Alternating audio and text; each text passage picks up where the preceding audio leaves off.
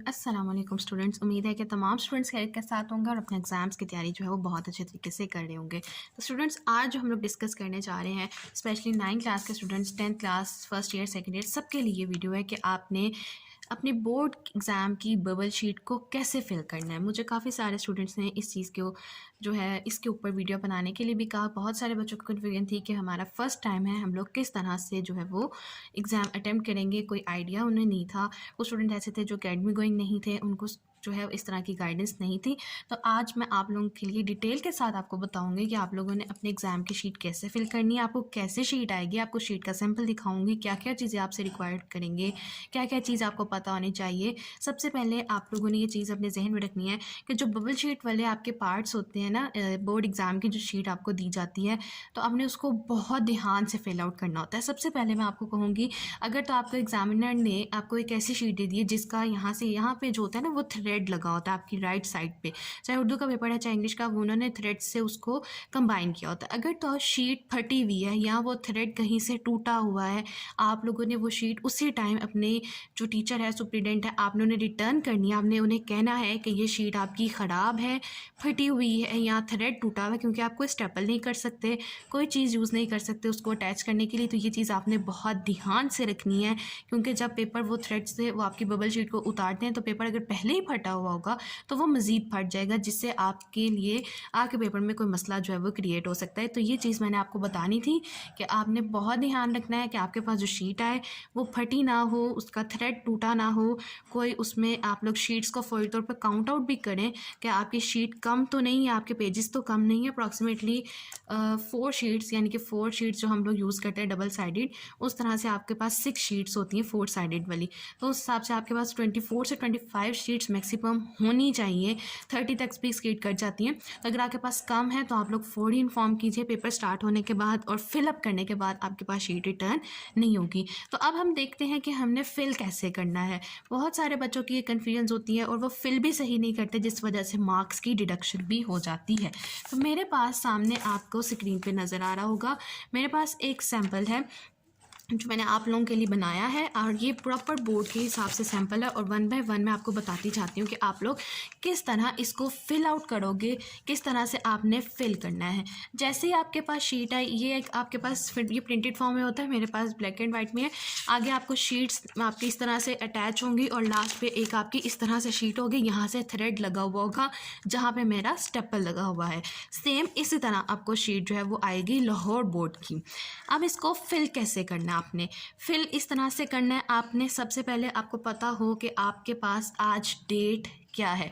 अब जैसे आप लोगों का फर्स्ट पेपर जो है वो 19 अप्रैल का है, तो यहाँ पे हम 19 ही लिख लेते हैं, वाला क्या 19 नहीं है, तो 19 अप्रैल आपका फर्स्ट जो है पेपर है। तो आप लोग क्या लिखेंगे मार्कर के साथ। अब ये देखिए मैंने राउंड टिप मार्कर लिया है, और इसको फिल करने के लिए आपने कोई दूसरी चीज़ इस्तेमाल नहीं करनी, ये राउंड टिप मार्कर है, आपने इससे इसको फिल करना है, और बिल्कुल न्यूली मार्कर आपने इसके लिए यूज़ नहीं करना। ये भी एक चीज़ अपने जहन में रखें, नया मार्कर जो होता है उसकी टिप इस तरह से होती है कि वो फौरी तौर पर उसको फैला देता है। वो मार्कर यूज़ कीजिए जो आप लोगों ने 1 से 2 दफ़ा 3 दफ़ा वो यूज़ कर चुके हैं, वो मार्कर आप लोगों ने साथ लेके जाना है, और उससे बबल शीट जो है वो फिल करनी है आप लोगों ने। 19 जैसे हमारे पास फर्स्ट पेपर है तो 19 हम लिख लेते हैं, डेट हमारे पास आ जाती है 19। कोई भी चीज़ आपकी बॉक्सेस से बाहर नहीं निकलनी चाहिए। तो और अप्रैल है, अप्रैल हमारे पास 4th मंथ होता है, तो आप लोग यहाँ लिखेंगे 0 और यहाँ पे आपने लिख देना है 4। नेक्स्ट आपके पास ईयर वाई लिखा हुआ है, आप लोग वहाँ लिखोगे 2023। कोई भी चीज़ आपकी बॉक्स से बाहर जो है वो नहीं निकलनी चाहिए, इसको आप लोगों ने बहुत ध्यान से रखना। अब आपके पास पेपर मॉर्निंग में है या इवनिंग में, ये भी आपने देखना है। जिनका मॉर्निंग में है वो मॉर्निंग को जो है वो सर्कल करेंगे। सर्कल आपका कहीं से भी बाहर नहीं निकलना चाहिए, कहीं से अनफिल नहीं रहना चाहिए। जैसे मैंने कम्प्लीटली फिल किया है, कहीं से वाइट नहीं है, वो आपका नहीं होना चाहिए। जो इवनिंग के स्टूडेंट्स हैं वो इसी तरह सेम पैटर्न पे इवनिंग वाला सर्कल फिल करेंगे, मॉर्निंग वाले मॉर्निंग को फिल करेंगे। फिर आ जाते हैं इधर लेफ्ट हैंड साइड पे भी आपको एक छोटा सा कॉलम नज़र आ रहा है। डेट क्या लिखनी है आपने 19 अप्रैल, जो भी आपकी डेट होगी वो लिखनी है 19/04 2023 स्पेस पूरा हो तो आप लोग पूरा भी लिख सकते हो। पेपर किसका देने जा रहे हो? मैट्रिक का। मैट्रिक के स्टूडेंट्स मैट्रिक का पेपर फिल करेंगे और जो इंटर के हैं वो इंटरमीडिएट को फिल करेंगे।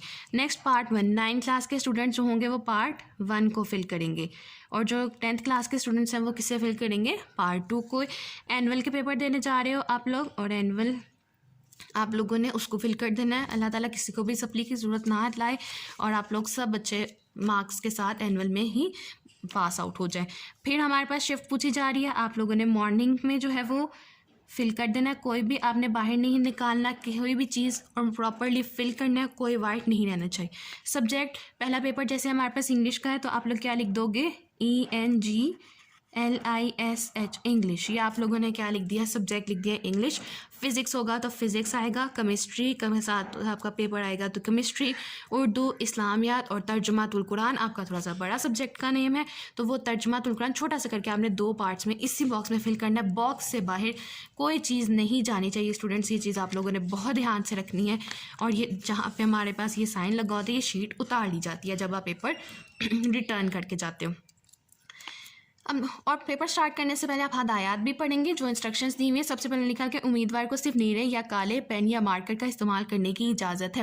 मैं आपको सजेस्ट करूंगी कि ब्लू राउंड टिप मार्कर जो मैं आपके सामने यूज़ कर रही हूँ आप लोग ये मार्कर यूज़ कीजिए। पेन को भी बेशक यूज़ ना करो, पेन से जो होते हैं वो शीट फटने का डर होता है क्योंकि पेन की टिप इस तरह से होती है कि जब आप उसे फिल करते हो, कलर करते हो तो शीट का फट जाना जो होता है उसकी प्रोबेबिलिटी जो होती है वो आ जाती है। नेक्स्ट में कहते हैं कि इस बात का खास ख्याल रखें कि दायरा मुकम्मल पुर हो और स्याही दायरे से बाहर ना निकले। जो चीज़ मैंने आपको स्टार्ट ऑफ द वीडियो में बताई कि आपने सारे सर्कल्स बहुत अच्छे से फिल करने हैं, कोई भी चीज़ आपकी जो है एम्प्टी नहीं रहनी चाहिए। जैसे ये उन्होंने कहा सही ये फिल है, जो प्रॉपर फिल है वो गलत किस तरह से होगा, आपने बाहर नहीं निकालना और कोई जगह वाइट नहीं छोड़नी। कागज़ को मोड़ना या स्टेपल करना मना है। दायरों के ऊपर दी गई मखसूस जगह पर रोल नंबर और पेपर कोड लिखिए और नीचे दिए गए दानों को इस तरह पुट करें कि हर खाने में एक हिस्सा है। ये भी चीज़ मैं आपको भी बता देती हूँ। नोट क्या करने का, एक से ज़्यादा दायरों को पुट करने काट कर पुट करने की सूरत में मज़कूरा जवाब, रोल नंबर, पेपर कोड गलत तस्वुर होगा जिसकी तमाम तर जिम्मेदारी तालिब इल्म पर होगी। बहुत सारे स्टूडेंट्स ऐसे केसेस करते हैं कि उन्हें पता नहीं चलता, हमने 1 सपोज अगर फिल करना है तो वो 1 के नीचे ही 3 फिल कर लेते हैं, तो स्टूडेंट्स इस वजह से बहुत सारे केसेस आते हैं, पेपर कैंसिल हो जाता है। आपने वाइटनर यूज़, सबसे पहले तो आपसे एग्जामिनेशन हॉल में जाते ही whitener, remover, pencil, razor, sharpener, ये 5 चीज़ें आपसे ले ली जाएंगी। ना रिमूवर करने की आपको इजाज़त होगी। अगर आपने कहीं छुपा के भी रिमूवर रखा हुआ या कोई रिमूविंग आइटम रखी हुई है और आपने मूव कर भी लेते हैं तो भी वो कैंसिल हो जाएगा। तो ऐसा कोई केस अपने लिए खड़ा ना करें कि आप लोगों को पूरा साल अपना वेस्ट करना पड़े। अब सपोज़ करते हैं कि जी एक स्टूडेंट है, उसका रोल नंबर है हमारे पास 14032 सपोज कर लिया कि ये हमारे पास रोल नंबर है। बॉक्स के अंदर लिखना है, रोल नंबर लिख लिया, अब उसे फिल करो। पहला हमारे पास डिजिट क्या है? 1, तो हम लोगों ने क्या कर दिया? 1 को फिल कर दिया। नेक्स्ट हमारे पास क्या डिजिट है? 4 के नीचे वाली कॉलम देखो और बिल्कुल 4 के नीचे वाला कॉलम आप लोगों ने अच्छी तरीके से फिल कर देना है, कोई चीज़ एम्प्टी नहीं छोड़नी और बाहर नहीं निकालनी। फिर आपके पास 0 है, आप लोगों ने ऊपर से 0 फिल कर देना है। एक ही कॉलम को फिल नहीं करना, हर डिजिट का अलग अलग कॉलम आपको दिया गया है, आपने अलग अलग फिल करना है। फिर आपके पास 3 है, नेक्स्ट आपने 3 डिजिट को फिल कर देना है। फिर आपके पास 2 है, आप 2 को फिल करेंगे और नेक्स्ट आपके पास लास्ट आ जाता है 7। मेरे प्रॉपर स्पेस नहीं है जिस वजह से प्रॉपर फिल नहीं हो रहा, आप लोगों ने प्रॉपर फिल करना है। अगला आपके पास आ जाता है जी पेपर कोड। अब पेपर कोड क्या होता है मैं आपको एक सैंपल दिखाती हूँ। मेरे पास एक पेपर है जिसका पेपर कोड आपको मैं पेपर कोड का सिर्फ बताने जा रही हूँ। यहाँ पे आपके पास पेपर कोड लिखा होगा, आपकी जो MCQ की बुकलेट आती है आपके पास उसके ऊपर पेपर कोड लिखा होगा। यही पेपर कोड आपने यहाँ पे कॉपी कर देना है, ठीक है। ये आपकी MCQs की शीट पे, हर पेपर की MCQ शीट पे, वेदर ग्रुप 1 है या ग्रुप 2 है, मॉर्निंग इवनिंग जो भी आपके पास शिफ्ट बनी आपका MCQ पेपर पे सबसे ऊपर टॉप ऑफ द पेपर आपके पास पेपर कोड होगा। वो ध्यान के साथ आपने कॉपी करके यहाँ लिख देना है। अब यहाँ पे हमारे पास क्या कोड है? 5015। अब हम वही कोड यहाँ लिख लेते हैं, पेपर कोड 5015। आपने कोड लिख लिया, जैसे रोल नंबर के डिजिट्स फिल किए आप लोगों ने यहाँ पे भी डिजिट्स उसी तरह से फिल आउट कर देना है। 501 और ये हमारे पास आ जाता है 5। ये हमारे पास क्या हो गया? ये पेपर कोड भी फिल हो गया। ठीक हो गया। अब आ जाते हैं नीचे। नीचे भी वही इंस्ट्रक्शंस उन्होंने इंग्लिश में लिखी हुई, किसी को उर्दू में समझने में डिफ़िकल्टी हो तो वो इंग्लिश को भी रीड आउट कर सकता है, मैंने आपको बता भी दिया है। नेम, सबसे पहले आप लोगों ने क्या लिखना है, अपना नाम लिखना है। आपका जो भी नाम है वो आप कंप्लीट नेम यहाँ पे लिखोगे, जो भी आपका नेम है, सपोज मोहम्मद अब्दुल्ला, मोहम्मद उस्मान, जो भी आपका नेम है सबसे पहले आप लिखोगे मोहम्मद और फिर आप लिख दोगे उस्मान या मोहम्मद अब्दुल्ला। इस तरह से आप लोगों ने लिखना है। तो चलिए मैं आपको लिख के दिखा देती हूँ। सपोज हम लोगों ने देखा अक्सर स्टूडेंट होते हैं जिनके साथ मोहम्मद लगता है वो एम डॉट ऐसे लिख देते हैं। तो हम लोग क्या करते हैं, हम यहाँ पे लिख लेते हैं सपोज मोहम्मद, और दूसरा नेम जो आपका लास्ट नेम है वो आ जाता है मूसा, मोहम्मद मूसा। ये आपका नेम हो गया, फर्स्ट नेम और लास्ट नेम। अगर किसी का आगे तक नेम जाता है तो कुछ लोगों के जो नेम्स होते हैं वो थोड़े बड़े भी होते हैं, तो वो फिर आपने थोड़ा सा पीछे से स्टार्ट करना है। क्योंकि मेरे पास जो स्टूडेंट है उसका नाम है मोहम्मद मूसा, मैंने वो दरमियान के साथ आपको फिल करके दिखा दी और साइड की जगह छोड़ दी ताकि नीटनेस भी कायम रहे। फादर नेम, अब आपने क्या लिखना है, फादर नेम। फादर नेम हम लोग लिख लेते हैं, अभी हमारे पास आ जाता है सपोज जो भी आपका फादर नेम होगा, फर्स्ट डिजिट सपोज आपका जेड से आ रहा है या ए से आ रहा है, जो फर्स्ट लेटर नेम लिखेंगे और फिर आप लोग क्या लिखोगे, लास्ट नेम, जैसे हम लोगों ने ऊपर लिखा अपना नेम। अब आ जाता है रोल नंबर इन वर्ड्स। ये सबसे ज़्यादा जो है अहम वाली चीज़ है कि आपने वर्ड्स में रोल नंबर किस तरह से लिखना है। आपको पता है हम पढ़ते थे यूनिट 10,000 10 लाख 10 लाख इस तरह से पढ़ते थे, आप लोगों को याद होगा जूनियर क्लासेस में। आप लोगों ने इसी तरह से अपना रोल नंबर लिखना है। यूनिट 10 100,000 10 लाख आप लिखेंगे 1,40,327। यहाँ पे मैं आपको लिख के भी दिखा देती हूँ। आप लोगों ने लिखना है 1,40,327 1,40,327। आपका यही रोल नंबर आपको उर्दू में भी आना चाहिए, यानी कि 1,40,327। ठीक है, क्योंकि जो आपके पास अंदर वाली शीट्स होती हैं वो मेरे पास अभी अवेलेबल नहीं, वरना उस पर भी जैसे मेरे पास अवेलेबिलिटी होगी मैं आपको ज़रूर उसके भी ऊपर वीडियो बना के दिखाऊंगी और बताऊंगी कैसे भी।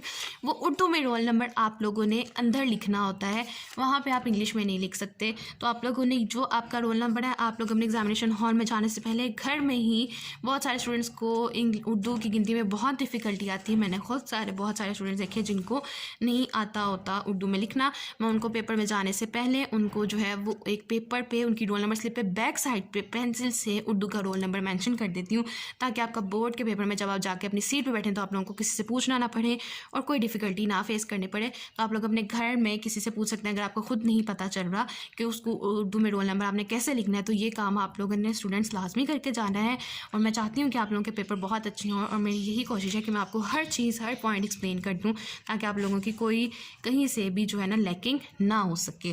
तो आप लोगों ने उर्दू में भी जो है वो अपना लिख के जाना है, याद करके जाना है, जो भी आपका वे है आपने वो करना है। लास्ट आ जाता है सिग्नेचर ऑफ कैंडिडेट। आपका जो भी सिग्नेचर, अच्छा सिग्नेचर्स आप लोगों ने ना बहुत स्टाइल करके स्टाइलिंग में नहीं करने हैं। सपोज यहाँ पे हमने क्या नाम लिखा है, मोहम्मद मूसा, आप लोग यहाँ पे लिख लें मोहम्मद मूसा। मेरी सजेशन ये होगी जो आपने नेम लिखा है आप वही अपने सिग्नेचर ऑफ द कैंडिडेट में वही नाम लिखें, मोहम्मद मूसा, जैसे मैंने पूरा लिख दिया, एम डॉट लिख दिया। अब मोहम्मद मूसा कंप्लीट लिखेंगे। वीडियो क्योंकि बहुत लंबी जा रही है, मैं वाइंड अप करने के लिए आपको सिर्फ बता दिया कि आपने क्या लिख लिया, मोहम्मद मूसा, जो ऊपर नेम है वही सिग्नेचर लिखें। बहुत ज़्यादा स्टाइलिंग सिग्नेचर्स नहीं करने, कोई स्टाइल देने की ज़रूरत नहीं है, सिर्फ अपना नेम कंप्लीट तौर पर यहाँ लिख दें। जो लास्ट बॉक्स है इसको बिल्कुल आपने नहीं छेड़ना, ये आपके जो डिप्टी सुपरिटेंडेंट हेड होगा ये उसके सिग्नेचर होंगे। आपका काम सिर्फ इससे ऊपर तक का था जो आपने फिल कर दिया। तो इस शीट में हम लोगों ने क्या किया, सबसे पहले डेट लिखी है, डेट के बाद हम लोगों ने ये कॉलम फिल किया। आप ये कीजिए जो इतनी देर में, क्योंकि पेपर कोड नहीं आया होता तो मोस्ट स्टूडेंट्स ये फिल कर लेते हैं। हमने डेट लिखनी है, अपना मैट्रिक या इंटर बताना है, part 1 annual supply, morning evening और सब्जेक्ट। उसके बाद आ जाए roll number. Roll number students बहुत ध्यान से लिखना है, मैं बार बार यही आपको कहूँगी, बहुत ध्यान से अपना रोल नंबर लिखें। सर्कल्स बहुत ध्यान से फिल कीजिए, पेपर कोड को बहुत ध्यान से लिखें। सब बच्चों का पेपर कोड डिफरेंट होता है, पेपर कोड की गलती जो होती है ना वो किसी सूरत आप लोगों को नहीं करनी, ये आपके लिए बहुत बड़ा मसला खड़ा कर सकती है। इंस्ट्रक्शंस पढ़ लेनी है, उसके बाद नेम लिखना है, फादर नेम कंप्लीट लिखना है, roll number in words Urdu में भी आपने अच्छी तरह जो है वो देख के जाना है और फिर आपने सिग्नेचर अपने करने हैं, जो आपने मैंने सजेस्ट किया कि अपना कंप्लीट नेम ही सिग्नेचर में लिख दें। आपको बहुत ज़्यादा स्टाइलिंग सिग्नेचर्स करने की ज़रूरत अभी इस लेवल पे ज़रूरत नहीं है। फिर आगे आप लोग आ जाते हैं जी लास्ट पे आपके पास इस तरह से शीट होती है जो आपका होता है एमसीक्यूज रिस्पॉन्स पार्ट। इसमें आपने जो करना होता है ना वो यहाँ तक बस फिल करना है, इसके नीचे वाला आपका पार्ट नहीं है, वो आपके एग्जामिनर का पार्ट है। इसको अगर आपने छेड़ा तो आप लोगों के लिए कोई मुश्किल जो है वो खड़ी हो सकती है। अब यहाँ पे भी आपने पेपर कोड फिल करना है। एमसीक्यूज को फिल करने से पहले आपने इसको फिल कर लेना है। बच्चे सिर्फ एमसीक्यूज को फिल करके फ़ौरन से पेपर रिटर्न हो जाता है, फिर पेपर कोड लिखना जो है वो रह जाता है। पेपर कोड हमारे पास पीछे क्या था 5015, वही पेपर कोड हम यहाँ पे लिख लेते हैं 5015। तो हम लोग बबल्स फिल करेंगे 501 और ये आ जाता है हमारे पास 5। ठीक हो गया, ये आपके पास आ गया पेपर कोड। अब आपके पास आ जाता है एमसीक्यूज रिस्पॉन्स पार्ट। यहाँ पे एक चीज़ मिसिंग है जो मेरे पास शीट है इस टाइम पे, वो ये कि एमसीक्यू का नंबर लिखा होता है यहाँ पे 1 2 3, जो जितने एमसीक्यूज आपने फिल करने होते हैं ये आपके नंबर जो होते हैं ना वो इस तरह से लिखे होते हैं टिल 8 9 10 11 12 एमसीक्यू तक ही हमारे पास जाता है मोस्टली। यहाँ पे 13 आ जाएगा, 14 और फिर ये 15 आ जाता है, इस तरह से आ जाता है। अब आपके पास सपोज आपके पास फर्स्ट एमसीक्यू है, मैं आप लोगों के साथ फिर एक पेपर शेयर करती हूँ। आप लोगों के पास एमसीक्यू आ गया, ठीक है। सपोज यहाँ पे हमारे पास इंग्लिश का पेपर है, यहाँ पे एक एमसीक्यू है she her cat very much. इसका आंसर है हमारे पास she loves her cat very much. आप लोगों ने क्या करना है, आप लोगों ने यहाँ पे तो सर्कल करना होता है, इसके ऊपर भी मैं कंप्लीट वीडियो बनाऊंगी कि आपने ये वाली शीट कैसे फिल करनी है। सपोज ये आंसर हमारे पास क्या आ गया बी है, तो आप लोगों ने यहाँ से आप लोगों ने बी ऑप्शन फिल कर लेना है। मेरी सजेशन ये होगी पहले इस शीट को कम्प्लीटली फिल करो, उसके बाद आप लोग इधर बबल्स को फिल करना स्टार्ट कर दोगे तो आप लोगों के लिए आराम से एमसीक्यू रिस्पॉन्स पार्ट आपका जो है वो फिलअप हो जाएगा। सो फर्स्ट एमसीक्यू का आंसर क्या आ गया बी। सपोज सेकंड का आंसर आपके पास क्या आ जाता है डी आ जाता है, आपने डी पार्ट को फिल कर देना है। इसी तरह आपके पास फिर सपोज आ जाता है, इसी तरह थर्ड का आपका आंसर ए है, ए को फिल कर देना है। फोर्थ का सी है, आप लोगों ने फोर्थ का सी फिल कर देना है। अब मैं आप लोगों को दिखाती हूँ एक चीज़। सपोज आप लोगों ने एमसीक्यू को इस तरह से फिल कर दिया, आपका ये चीज़ बाहर आ गई है, ये देखें आपको विजिबल होगा वीडियो में। ये चीज़ इस तरह से मैंने क्या किया है बाहर निकाल दी है, तो ये स्टूडेंट्स आपकी रॉन्ग कंसीडर हो जाएगी, इस एमसीक्यू का आपको नंबर नहीं मिलेगा। फिर अगर मैं आपको दिखाती हूँ एक और चीज़, अगर आपने सिर्फ इस तरह से फिल कर दिया, ये देखें जो 7th नंबर पे मैंने फिल किया इस तरह से, ये भी आप लोगों के गलत हो जाएगा, आपको इसका नंबर नहीं मिलेगा। कंप्लीट मार्क्स तब मिलेंगे जब आपने जैसे मैंने 1 2 और 3 एमसीक्यू उसको कलर फिल किया, बबल्स बाकी फिल किए हैं, उसका जो है तभी आपको उसी के साथ मार्क्स मिलेंगे, वरना मार्क्स नहीं मिलेंगे। आपको दोनों तरीके मैंने बता दिए कि ये दोनों गलत हैं। स्टूडेंट समझते हैं कि हमने सिर्फ डॉट्स ही लगाने हैं, तो ये डॉट्स नहीं लगाने, या हमने कंप्लीट बबल फिल करना है। कंप्यूटराइज चेकिंग होती है तो वो चीज़ें ये इस तरह से डिडक्ट नहीं करता, तो ये हमें कम्प्लीटली फिल करना होगा। जैसे हम लोगों ने पेपर कोड किया, रोल नंबर किया और एमसीक्यू रिस्पॉन्स पार्ट भी फिल किया, इसके नीचे आपका कोई काम नहीं है, इसमें आपने बिल्कुल जाना नहीं है, यहाँ तक आपका काम था और आप लोगों ने यहीं तक रहना है। किसी भी एमसीक्यू के 2 ऑप्शन आपने गलती से भी मार्क नहीं करने, ये भी आप लोगों का जो है वो पेपर गलत कर देगा। एमसीक्यू तो गलत होगा, एग्जामिनर का कोई पता नहीं होता कि वो क्या मूड में है, वो पेपर ही कैंसिल कर दिया। कुछ पेपर खैर कैंसिल नहीं होता, इसमें टेंशन की बात नहीं है, लेकिन बहुत ज़्यादा ओपन माइंडेड से पेपर कीजिए, आपको ऐसा गलती ही ना करें कि आपके मार्क्स डिडक्ट हो। तो स्टूडेंट्स ये थी आज की वीडियो जो मैंने आप लोगों के लिए स्पेशल तैयार की है, ताकि मेरे 9th क्लास के जितने स्टूडेंट्स हैं जिन्होंने फर्स्ट टाइम 19 अप्रैल को या 18 को जिनका पेपर है उन्होंने अटैम्प्ट करना है, उनको कोई भी डिफ़िकल्टी ना हो। आपको ये चीज़ फिल करना जो है वो आनी चाहिए। आप लोगों को अभी भी कोई कन्फ्यूजन है, कोई क्वेरी है जो अभी आप लोगों की क्लियर नहीं हुई है, बोर्ड एग्ज़ाम से रिलेटेड है, कोई बोर्ड की बबल शीट फिल करने से रिलेटेड है, कोई और किसी सब्जेक्ट से रिलेटेड है, तो वो आप मेरे से पूछ सकते हैं। आप लोग कमेंट में बता सकते हैं कि मैं अपनी न्यू वीडियो किस चीज़ के ऊपर बनाऊँ, ताकि मैं उस पर भी काम करूँगी, ताकि आप लोगों की जितनी क्वेरीज़ हैं, जितनी कन्फ्यूजन है, वो सब जो है 18 अप्रैल से पहले जो है वो क्लियर हो जाए। तो जिन स्टूडेंट्स को बबल शीट से रिलेटेड प्रॉब्लम्स थी, एग्ज़ाम की शीट से रिलेटेड प्रॉब्लम्स थी, वो इंशाल्लाह मुझे पूरी उम्मीद है कि आज की वीडियो में क्लियर हो गई होंगी। फिर भी कोई कन्फ्यूजन है, आप लोग मुझसे इंस्टा पे कांटेक्ट कर सकते हो, आप कमेंट कर सकते हो, मैं आपको कमेंट में रिप्लाई करूँगी। आप ईमेल कर सकते हो, आपको ईमेल पे भी जो है वो रिप्लाई मिल जाएगा। आप लोग जिस तरह से पूछना चाहते हैं आप लोग पूछ सकते हैं, मैं आप लोगों को फ्री ऑफ कॉस्ट हर चीज़ जो है वो एक्सप्लेन करूँगी। कोई भी चीज़ इंशाअल्लाह ताला जो मुझे पता हो कि मैं आप लोगों के साथ शेयर करूँगी, ताकि आप लोगों की कहीं पे भी लैकिंग ना आए। तो स्टूडेंट्स ये थी हमारे पास आज की वीडियो, और जाते हुए लास्ट में मेरी आप सबसे सिर्फ एक रिक्वेस्ट होगी, काइंडली प्लीज़ चैनल को ज़रूर सब्सक्राइब कीजिए, वीडियो को पसंद आए तो लाइक कीजिए और ज़्यादा से ज़्यादा शेयर कीजिए, ताकि जिन स्टूडेंट्स के अभी भी कन्फ्यूजन्स है, जिनको इस बारे में नहीं चीज़ों का पता, उनको भी पता चल सके। और तमाम स्टूडेंट्स के लिए मैं दुआ गो हूँ कि वो अपने एग्ज़ाम में बहुत अच्छे मार्क्स के साथ जो है वो कामयाब हो जाएँ। Thank you.